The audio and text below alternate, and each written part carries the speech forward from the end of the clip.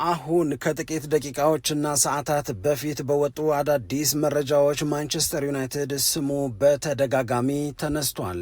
የማን ዩናይትድ ስም የተነሳባቸው ምክንያቶች መካከል ደግሞ አንደኛውና የብዙዎችን ትኩረት የሳበው የፓትሪክ ዶርጉ ጉዳት ነው።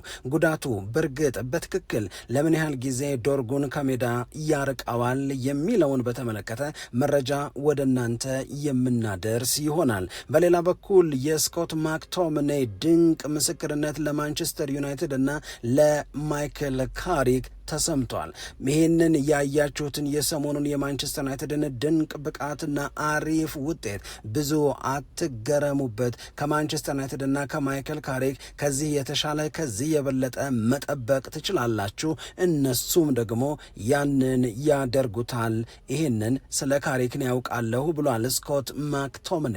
ስኮት ማክቶምኔ በወቅታዊ የማንቸስተር ዩናይትድ ጉዳይ ላይ የተናገረውን ሀሳብ ወደ እናንተ እናደርሳለን። የጥር የተጫዋቾች የዝውውር መስኮት የፊታችን ሰኞ ይዘጋል። ማንቸስተር ዩናይትድ ማንን ወደ ቡድኑ ይቀላቅላል? ከማንቸስተር ዩናይትድስ ለቀው የሚወጡ ተጫዋቾች ይኖራሉ ወይ የሚለው የብዙዎቻችሁ ጥያቄ ከቅርብ ደቂቃዎች በፊት በወጣው የስካይ ስፖርትስ መረጃ በብዛት ሽፋን ተሰጥቶታል። ይሄንንም ወደ እናንተ እናደርሳለን። አርሰናል በኤምሬትስ ስቴዲየም በዘንድሮ የውድድር ዓመት ለመጀመሪያ ጊዜ በማንቸስተር ዩናይትድ ከተሸነፈ በኋላ የአርሰናል ደጋፊዎች፣ ተጫዋቾች፣ አሰልጣኞች ስሜታቸው ጥሩ የሚባል አይደለም። በእርግጥ እንዲህ እንዲሆን ነው የሚጠበቀው። ነገር ግን ከዚህ ስሜት መውጣትና በቀጣይ ጨዋታዎች ላይ የተሻለ ነገር በማድረግ የአርሰናልን ዋንጫ የማሸነፍ ተስፋ እውን ማድረግ ይጠበቅባቸዋል። በዚህ ጉዳይ ላይ የአርሰናል ደጋፊዎችን ለመካስ ስለመዘጋጀታቸው ቡካዮ ሳካ እንደዚሁም አርቴታ እየተናገሩ ነው።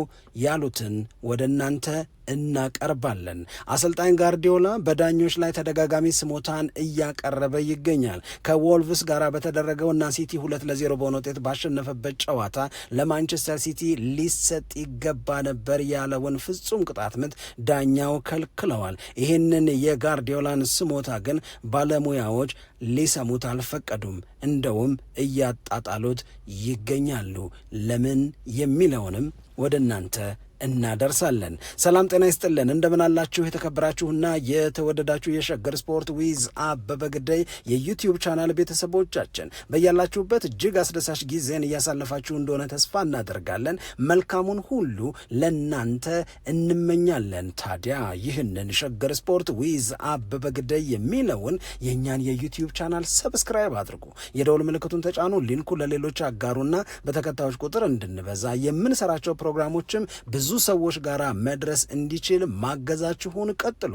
እስካሁን ላበረታችሁን አቅም፣ ጉልበት፣ ድጋፍ ለሰጣችሁን በሙሉ ይሄው ምስጋናችን። እናመሰግናለን። ክበሩልንም እንላለን። አስቀድመን አንድ ነገር እንጠቁማችሁ። በጣም በርካታ ሰዎች ለኛ በምትጽፉት መልእክት፣ ለኛ በምታስቀምጡት አስተያየት ላይ አንድን ነገር ተደጋጋሚ ከተለያዩ ግን ሰዎች ሲባል ሲነገር እና እኛ ሐሳብ እንድንሰጥበት መፈለጋችሁን ስትጽፉ አየን። ይሄ ምንድነው? ማንቸስተር ዩናይትድ ከሲቲ፣ ማንቸስተር ዩናይትድ ከአርሰናል ጋር ባደረገው እና ባሳየው ድንቅ እንቅስቃሴ ባስመዘገባቸውም 2 የድል ውጤቶች በመነሳት ማንቸስተር ዩናይትድ ከዚህ ተነስቶ የፕሪሚየር ሊጉን ዋንጫ ማሸነፍ ለምን አይችልም የሚል ስሜት እንደተፈጠረባችሁና ይህንን በተመለከተ የእኛን አስተያየት መስማት እንደምትፈልጉ ነግራችሁናል። እኛ ደግሞ ስራችን መታዘዝ ነው። ስለዚህ ነገ ማለዳ በሚኖረው የሸገር ስፖርት ልዩ መረጃችን ላይ ይሄንን ሐሳብ ስጡበት ያላችሁበትን ጉዳይ ሐሳብ የምንሰጥበት ከተለያየ አቅጣጫ ለማየት ለማስረዳት ጥረት የምናደርግ መሆኑን ከወዲሁ መጠቆም እንወዳለን። አሁን ግን በቀጥታ ለሰዓቱ የያዝናቸውን መረጃዎች እንንገራቸውና ማንቸስተር ሲቲንና ጋርዲዮላን እናስቀድም። ማንቸስተር ሲቲና ጋርዲዮላ በቀደም ከዎልቭስ ጋር በነበረው ጨዋታ ጥሩ ተንቀሳቅሰዋል። አሳማኝ የሆኑ ጥረቶችን አድርገዋል። 2-0 በሆነ ውጤትም አሸንፈዋል። ማርሙሽ ያገባው ጎል እንደዚሁም ደግሞ ሴሚኒዮ ያገባቸው ጎሎች ናቸው ማንቸስተር ሲቲን ለድል ያበቁት። ከጨዋታው በኋላ ከጋዜጠኞች ጋር በነበረው ቆይታ ግን ጋርዲዮላ በተደጋጋሚ ያነሳው አጽንኦት የሰጠበት የዳኞች ኮሚቴ ኃላፊ የሆነው ሃዋርድ ዌብ ማብራሪያ እንዲሰጥበት እፈልጋለሁ ያለው ለማንቸስተር ሲቲ ሊሰጥ ይገባ የነበረው የፍጹም ቅጣት ምት በዳኛው ተከልክሏል ነው። ይሄስ ውሳኔ ልክ ነው ወይ? እንደ ዳኞች ኃላፊነትህ እንደ ቀድሞ ዳኝነትህ ሀሳብ ስጥበት። ስኮት ማክቶሚኔ ዶኩ ላይ ያጠፋው ጥፋት ቀይ ካርድ አያሰጥም ብለህ ታብራራ እንደነበረው ይሄንንም ያሰጣል ፍጹም ቅጣት ምት አያሰጥም፣ ዳኛው ያደረገው ልክ ነው ልክ አይደለም በል። እኔን ግን ከሁሉም በላይ ግራ የገባኝ የገረመኝ ያልተለመደም የሆነብኝ ይላል ጋርዲዮላ በወቅቱ ማለት ነው፣ ዳኛው ሜዳ ውስጥ የወሰኑት ውሳኔ አለ። ከዛ በኋላ ግን ሄደው በስክሪንም አይተው የሜዳ ውስጥ ውሳኔያቸውን ሲያጸኑ እኔ በሌላ ዳኛ ሲደረግ አይቼ ስለማላውቅ በጣም ገረመኛል። ይሄ ምን ያህል ልክ ነው የሚለውን አምኖ ለመቀበል ግራ አጋብቶኛል ነው የሚለው እሱ። አንድ ነገር እናስታውሳችሁ፣ የዎልቭስንና የማንቸስተር ሲቲን ጨዋታ ያጫወቱት ዳኛ በእንግሊዝ ፕሪሚየር ሊግ የመጀመሪያ ጨዋታቸውን ያጫወቱበት ዕለት ነው። ያ ዕለት ለመጀመሪያ ጊዜ ነው አንድን የፕሪሚየር ሊግ ጨዋታ ያጫወቱት። ስለዚህ እኚህ ዳኛ የፍጹም ቅጣት ምት የሚያሰጥ የወልቭስ ተጫዋች ኳስ በእጁ ነክቷል የሚል ቅሬታ፣ ስሞታ እና ፍጹም ቅጣት ምት ይገባናል የሚል ጥያቄ ከማንቸስተር ሲቲ ተጫዋቾች ቀርቦላቸው ነበር። ይህንን ስሞታ እሳቸው ሜዳ ውስጥ አይቼዋለሁ ፍጹም ቅጣት ምት አያሰጥም ካሉ በኋላ የቪዲዮ አሲስታንት ሬፈሪው ሂድና እየው እስኪ ውሳኔህን ልታስተካከል የምትችልበት እድል ይኖር ይሆናል አለና ጠቆማቸው። የቫር ሰዎች ይህንን ነው ማድረግ የሚችሉት። በነገራችን ላይ ዳኛውን ጋይድ ማድረግ ሂድና ኤው ብለው ሪኮመንድ ማድረግ መምከር ይችላሉ። ስለዚህ ዳኛው ያንን ምክር ሀሳብ እንዲሰሙ ስለሚጠበቅ ሰሙ። ሄዱ ፒች ሳይድ ላይ ያለውን ስክሪን አስከፍተው አዩ። በድጋሚ አሳዩኝ አሉ። በድጋሚ ታዩ። ለሶስተኛ ጊዜ እንዲያዩት ተደረገ። አይቼዋለሁ፣ ሜዳ ውስጥ ሆኜ የወሰንኩትን ውሳኔ የሚያስቀይር ምንም ነገር አላገኘሁም፣ ስለዚህ ሪጎሬ አያሰጥም አሉ። ይሄ ነው ለጋርዲዮላ ግራ ያጋባው። እንዲህ ይደረጋል እንዲህ ብሎ እንዲጠይቅ ዳኛው ከዚህ በፊት የፕሪሚየር ሊግ ጨዋታን አጫውተው አያውቁም። ነገር ግን በአንድ ወይም በመጀመሪያ ጨዋታቸው ላይ ዝነኛ ሆኑ፣ ምክንያቱም ማንቸስተር ሲቲን ሪጎሬ ከለከሉ እያለ ነው ጋርዲዮላ ሲናገር የነበረው።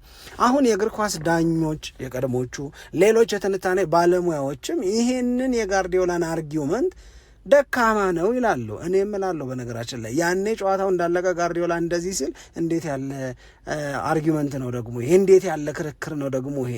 አንድ ዳኛ ሜዳ ውስጥ ውሳኔ ከወሰነ በኋላ በቪዲዮ አሲስታንት ሬፈሪው እስኪ በስክሪን ተመልከተው ሲባል በስክሪን ሲያይ ሜዳ ውስጥ የወሰነውን ውሳኔ የመቀየር ግዴታ አለበት እንዴ የሚል ጥያቄ አንስቻለሁ። እኔም የእውነት ለመናገር አሁንም እነዚህ ሰዎች የሚሉት ጋርዲዮላ ለመከራከሪያነት ያቀረበው ዳኛው ስክሪን ሄደው አይተው የለ ወይ ካዩ ታዲያ ለምንድነው ሪጎሬ የማይሰጡን የሚል ነው።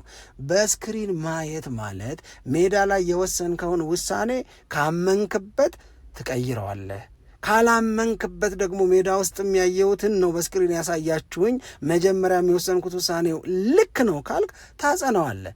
ማጽናት ስህተት አይደለም፣ ማጽናት ነውር አይደለም። ማጽናት የዳኛውን ብርታት ይፈልጋል። ምንም ሀሳቤን የሚያስቀይር ነገር አላየሁም፣ መጀመሪያ የወሰንኩት ውሳኔ ልክ ነው ብሎ ካመነ ዳኛ ያንን ውሳኔ ያጸናል። በእርግጥ ብዙ ጊዜ በስክሪን ካዩ በኋላ ዳኞች ውሳኔዎቻቸውን ይቀይራሉ። ይሄ ዳኛ ግን ውሳኔ የሚያስቀይር ነገር አላገኘሁም አለ። ውሳኔ አለመቀየሩ ደካማነትን አያሳይም፣ ወይም በዳኛው ውሳኔ ማንቸስተር ሲቲ ተበድሏል የሚለውን ማረጋገጫ አድርጎ ማቅረብም አይቻልም። በስክሪን ማየት ማለት ሰከንድ ቻንስ ማግኘት ማለት ነው። አናላይዝ ለማድረግ ለመመርመር፣ ሪጎሬ ያሰጣል አያሰጥም የሚለውን ለመፈተሽ ረጋ ብለ ሙሉ ትኩረት እሱ ላይ ብቻ ሆኖ በተለያዩ የካሜራ አንግሎች እየተረዳና እየተደገፍክ ውሳኔህን ማስተካከል ከፈለክ የማስተካከል እድል ማግኘት ማለት ነው እንጂ የግድ ማስተካከል ማለት አይደለም። ጋርዲዮላ እንዴት እንደዚህ እንዳሰበ እንዴት እንዲህ ባለ አስተያየት እንደመጣ የእውነት ለመናገር ግራ ያጋባል። ሁለተኛው መነሳት ያለበት ነገር የፍጹም ቅጣት ምት ኳስ በእጅ በመነካቱ የመስጠትና ያለመስጠት ጉዳይ አሁንም ሳብጀክቲቭ ነው። ዳኛው የሚያይበት መንገድ ጋርዲዮላ ከሚያይበት መንገድ፣ ጋርዲዮላ የሚረዳበት መንገድ ዳኛው ከሚረዱበት መንገድ በጣም የተለየ ሊሆን ይችላል። ዳኛውም ጋርዲዮላም አንድ አይነት አቋም ላይኖራቸው ይችላል። ሳብጀክቲቭ ማለት እሱ ነው። ግን በጋርዲዮላና በዳኛው መካከል ያለው ልዩነት ዳኛው ውሳኔ መወሰን ይችላሉ፣ ጋርዲዮላ ደግሞ እንዳሁኑ አስተያየት መስጠት ይችላል። ግን የኳስ በእጅ መንካት ጉዳይ ሳብጀክቲቭ ነው። ፒሪየድ፣ አለቀ በቃ። ዳኛውን ማሳመን ይኖርበታል። ዳኛው መረዳት ይኖርባቸዋል። ፍጹም ቅጣት ምት ለመስጠት። ስለዚህ ዳኛው አዩ፣ መጀመሪያም አይቼዋለሁ አሉ። ከዛ በኋላ በስክሪንም አዩ፣ ፍጹም ቅጣት ምት የሚያሰጠው ነው አላገኘሁትም አሉ። ስለዚህ በጋርዲዮላ አረዳድ ዳኛው የመሄድ ግዴታ የለበትም። ሶስተኛው ለጋርዲዮላ የተደረገለት ገለጻ ወይም በባለሙያዎቹ ጋርዲዮላ ላይ እየተሰጠ ያለው ትችት ማንቸስተር ሲቲን ሆን ብሎ እየተበደለ እንደሆነ አድርጎ ነው የሚገልጸው ጋርዲዮላ። ስለዚህ ምንም አይነት የኮንስፓይሬሲ ነገር እንዳለ አድርጎ መግለጹ ትክክል አይደለም። እንደ ሞሪኒዮ መሆን ናፈቀኝ፣ እንደ ሞሪኒዮ መሆን አማረኝ ካልሆነ በቀር እያለ እየተቹት ነው የሚገኙት። ስለዚህ ለሌሎችም አሰልጣኞች፣ ለሌሎችም የእግር ኳስ ወዳጆች አንድ ተጫዋች ኳስ በእጁ መንካቱን ተከትሎ ዳኛው ነገሩን የሚረዳበት መንገድ ኦፍኮርስ ሕግ አለው፣ ሕጉ ፍሬምወርክ ያስቀምጣል። ነገር ግን የዳኛው ውሳኔ የመጨረሻ ውሳኔ ሆኖ ነው የሚቆጠረው። ግን በምንም አይነት ሁኔታ ሆን ተብሎ እገሌ የሚባለውን ቡድን ለመበደል የሚደረግ ጥረት አለ የሚለውን በዚህ ፍጥነት እንደዛ ወዳለ መደምደሚያ ላይ መድረስ ግን ለእኔ ልክ አይመስለኝም። ለማንኛውም ጋርዲዮላን በተመለከተ ስለ ዳኝነት ያቀረበውን ቅሬታ በተመለከተ በባለሙያዎች እና በእግር ኳስ ተንታኞች እንዲህ ያለ መልስ ነው እየተሰጠለት የሚገኘው የሚለውን ያዙ። ሁለተኛው ጉዳይ የሚሆነው የአርሰናል ነው። አርሰናል በማንቸስተር ዩናይትድ ተሸነፈ 3-2 በሆነ ውጤት በኤምሬትስ ስቴዲየም። በዘንድሮ የውድድር ዓመት በሁሉም የውድድር አይነቶች አርሰናል አልተሸነፈም በሜዳው። ስለዚህ ለመጀመሪያ ጊዜ ሲሸነፍ የአርሰናል ደጋፊዎች መሸነፉን ብቻ ሳይሆን የተሸነፈበትን መንገድ ሜዳ ላይ ያሳያል ብለው የጠበቁትና ሜዳ ላይ በ90 ደቂቃው የታየው እንቅስቃሴ እናም ባለፉት ጨዋታዎች ከሊቨርፑል እና ከኖቲንጋም ፎረስት ጋራም ሳያሸንፍ መቅረቱ ተደማመሩና ዘንድሮ አርሰናል የእንግሊዝ ፕሪሚየር ሊግን ዋንጫ ያሸንፍልናል ብለው ከፈጠሩት ተስፋ ከገቡበት ምኞትና ጉጉት እና ይሆናል ብለው ከተሰማቸው መተማመን ጋር አብሮ አልሄድ አላቸው። ስለዚህ ወደ ስጋት ተቀየረ ተስፋው፣ ቁጣም አመጣ። ጨዋታው ሲያልቅና ተጫዋቾቹ ሲወጡ የአርሰናል ደጋፊዎች ቁጣቸውን፣ ተቃውሟቸውን መግለጽ ጀመሩ። ይሄ የአርሰናል ተጫዋቾች ላይ ተጨማሪ ፕሬሸር ወይም ተጨማሪ ጫናን ያመጣል። አሁን አርሰናል ተጨማሪ ጫና ማስተናገድ የሚችልበት ሁኔታ ውስጥ ነው ያለው ብዬ ነው በግሌ አላምንም። ነገር ግን እንዲህ ያለውን ጫና መፍጠሩ ግን አይቀርም የሆነን ለመናገር። ይሄንን ደግሞ አርቴታም ይሄንን ደግሞ የአርሰናል ተጫዋቾችም ፊል ያደረጉት ይመስለኛል። ለምሳሌ ከጨዋታው በኋላ ኦዴጋርድ የተናገረው ነገር፣ አሁን ደግሞ ከደቂቃዎች በፊት ቡካዮ ሳካ አለው ተብሎ የወጣው ነገር፣ አርቴታም የተናገረው ነገር ይሄንን ነው የሚያሳየው። የአርሰናል ደጋፊዎች ቢፈሩ ቢሰጉ፣ ሜዳ ላይ የሚያዩት እንቅስቃሴ የፍርሃት ስሜት ውስጥ የሚመዘገበው ውጤት የስጋት ስሜት ውስጥ እንዲገቡ ቢያደርጋቸው አይፈረድ ይሆናል። ነገር ግን አርሰናል ዘንድሮ ለመጀመሪያ ጊዜ አይደለም በውድድር ዓመቱ ሂደት ላይ ፈታኝ ጊዜዎች ሲያጋጥሙት። አርሰናል ከዚህ በፊት የተለያዩ የውድድር ዓመታት ላይ የሊግ ውድድሩን በዋንጫ አሸናፊነት አጠናቋል። በፕሪሚየር ሊጉም ዘመን ከፕሪሚየር ሊጉም ኤራ በፊት ማለት ነው። ለምሳሌ ወደ 3 የሚደርሱ የአርሰናል ዋንጫ ያነሳባቸውን አጋጣሚዎች ብንወስድ በአንደኛው ላይ አርሰናል በ6 ጨዋታዎች ተሸነፈ። መደዳውን ስራው መሸነፍ ብቻ ሆነ። በቃ አርሰናልና የዘንድሮ የውድድር ዓመት ዋንጫ የማንሳት ፍላጎት፣ አቅም፣ ጉልበት ምናምን የሚባለው ነገር አብሮ አይሄድም አሉ የአርሰናል ደጋፊዎች። ተስፋ ቆረጡ፣ የትም አንደርስም አሉ፣ በዚህ ደመደሙ። ነገር ግን ከነዛ መደዳ ሽንፈቶች በኋላ አርሰናል ሪቫይቭ አደረገ፣ አገገመ፣ እናም የሊጉን ዋንጫ አሸነፈ። በሌላኛው አጋጣሚ ደግሞ 1977 የውድድር ዓመት ላይ አርሰናል ከ5 ጨዋታ በ3ቱ ተሸነፈ። እንዲህ ተሆኖ ዋንጫ አይበላም ተባለ። ነገር ግን ከነዛ ሽንፈቶች ከነዛ በ5 ጨዋታዎች ከገጠሙት ችግሮች በኋላ አርሰናል እንደገና አንሰራርቶ ያንንም የውድድር ዓመት ዋንጫ አሸነፈበት። በ1980ዎቹም ላይ እንደዚህ ያለ ነገር አጋጥሞት ተወጥቶት ያውቃል አርሰናል። ስለዚህ አርሰናል ከመቸገር በኋላ የማገገምም ልምድ አለው። አሁን ብዙዎቻችን የምንጠቅሰው ብዙዎቻችን ምሳሌና መነሻ የምናደርገው በ2022-23 በ2023-24 የሆነውን ነው። ነገር ግን አሁን በጠቀስኳቸው በ1970ዎቹ በ1950ዎቹ በ1980ዎቹ ላይ አርሰናል ከመቸገር በኋላ ያንሰራራባቸውን አጋጣሚዎች ማንም አይጠቅስም። ግን እረዳለሁ የቅርቡ ጊዜ እኛ አእምሮ ውስጥ የበለጠ ጉልበት ይኖረዋል። ስለዚህም የአርሰናል ደጋፊዎች ቢቆጡ ቅር ቢላቸው የትም አንደርስም ብለው ወደ መስጋት ቢመጡ አይፈረድም፣ የሚጠበቅ ነው። ይሄንን በደንብ የተረዱ ይመስለኛል ያልኳቸው የአርሰናል ሰዎች አንዱ ቡካዮ ሳካ ለምሳሌ አሁን ለአርሰናል ገጽ ላይ ተናገረ የተባለው ነገር አሁን የአርሰናል እና የማንቸስተር ዩናይትድ ጨዋታ ላይ ሙሉ 90 ደቂቃውን ወስደን የገመገምነው እንደሆነ የአርሰናል ደጋፊዎች ባሳየነው እንቅስቃሴ ባይደሰቱ አይገርመኝም። ሙሉ 90 ደቂቃው ላይ መሆን የሚጠበቅብንን ነገር አልሆንም፣ ማድረግ የሚገባንን ነገር አላደረግንም። ስለዚህ ደጋፊዎቻችን የገቡበት የቅሬታ ስሜት የሚጠበቅ ነው አለ። ከዚህ ነው የሚጀምረው፣ ከዚህ ነው የተነሳው ቡካዮ ሳካ። ነገር ግን አለና በውድድር ዓመት ውስጥ ውጣ ውረዶች ይኖራሉ። አንዳንዴ አፕ ይኖራል፣ አንዳንዴ ዳውን ይኖራል። ስለዚህ እነዚህን ሂደቶች ማለፍ አንዱ በውድድር ዓመቱ የሚጠበቅብን ነገር እንደሆነ አምነን መቀበል መቻል አለብን ነው የሚለው ቡካዮ ሳካ። ይሄንን አምነን መቀበል አለብን። አሁን ማድረግ የሚጠበቅብን ነገር ደጋፊዎቻችንን መካስና መካስ ብቻ ነው። እንደዚህ አለና መቼ ነው ጨዋታ ያለው የሚለውን ማሰብ ጀመረ። ነገ የአውሮፓ ቻምፒዮንስ ሊግ የሊግ ፌዝ ጨዋታ ይደረጋል።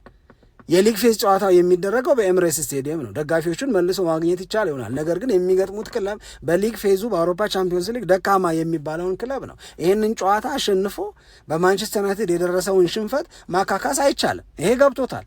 ስለዚህ የፕሪሚየር ሊጉ ጨዋታ ተመልሶ እንዲመጣ ጓጓ ቡካዮ ሳካ። በዛ ጨዋታ ላይ የአርሰናል ደጋፊዎች የሚጠብቁብንን ነገር ማሳየት፣ እንደሚጠብቁብን ሆነን መገኘት መምጣት ይኖርብናል። the only way ብቸኛው ደጋፊዎችን የመካሻው መንገድ ይሄ ነው አለ። I think he's right።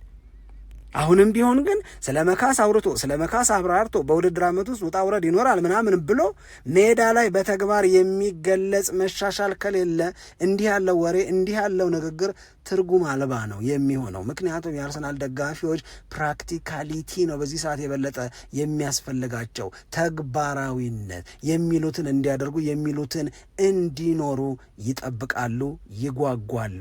እንደ 2023 24 እንደ 2022 23 ይሄ የውድድር ዓመት እንዲበላሽ በፍጹም አይፈልጉም። ከዛ በኋላ መታመን የሚባልም ነገር መልሶ አይመጣም ነው። ስለዚህ ቡካዮ ሳካ ስለ መካስ በተግባር መልስ ስለመስጠት ያስባል።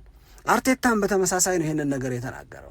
አሁን ጋዜጠኛ እያገኙ ግድ የለም ይሄንን የውድድር ዓመት አሁንም እኮ እንዲነን፣ አሁንም እኮ 4 ነጥብ እንበልጣለን፣ በቻምፒዮንስ ሊግም አንደኛ ነን፣ ካራባኦ ካፕ ለግማሽ ፍጻሜ ደርሰናል፣ ኤፍ ኤ ካፕም ወደ ቀጣዩ ምዕራፍ አልፈናል፣ በአራቱም ውድድር አይነቶች ላይ ተስፋለን ምናምን እያሉ ማስረዳት ምንም እንደማያደርግ ነው የገባኝ ነው ያለ። በቃ መልስ የምንሰጥ ከሆነ ሜዳ ውስጥ ነው መልስ የምንሰጠው ነው የሚለው አርቴታ።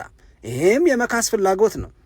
ስለዚህ ደጋፊን በማስረዳት በጋዜጣዊ መግለጫ ጋጋታ የደጋፊን ስሜት ማረጋጋት በፍጹም አይቻልም። ደጋፊ ሊረጋጋ የሚችለው የሚያረጋጋ እንቅስቃሴ፣ የሚያረጋጋ ውጤትን ማምጣት ሲቻል እና ሲቻል ብቻ ነው። ይሄ ሐሳብ ልክ ነው። ይሄንን ሐሳብ አለመቀበል አይቻልም።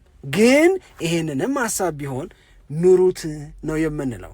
የአርሰናል ደጋፊዎች የሚገባቸው ድል ነው፣ የሚያረጋጋቸውም ያው ድል ብቻ ነው።